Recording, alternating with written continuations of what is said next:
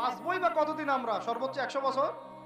ভাই সবাইকেই তো একা একা আল্লাহর সামনে দাঁড়াইতে হবে, তাহলে এত ঘনিতা কিসের? এত নেফাকি কেন? এত অস্বীকৃতি কেন? ইসলাম নিয়ে এত অ্যালার্জি কেন? আল্লাহ রসুল এবং ইসলামের নাম শুনলে গা জ্বলে কেন?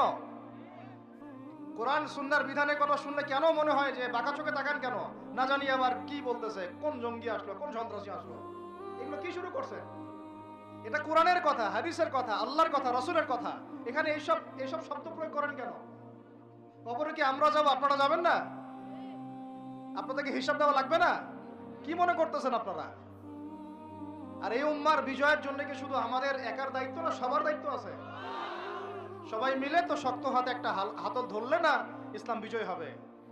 আল্লাহ পাক যে ক্ষমতা যাদেরকে দিয়েছেন, কেন আপনারা বুঝতে চেষ্টা করেন না যে আল্লাহ রাব্বুল আলামিনের কাছেই সার্বভৌম ক্ষমতা, তার বিধান বাস্তবায়ন করেন। আল্লাহ পাক আপনাদেরকে আরো শক্তিশালী করবে ইনশাআল্লাহ।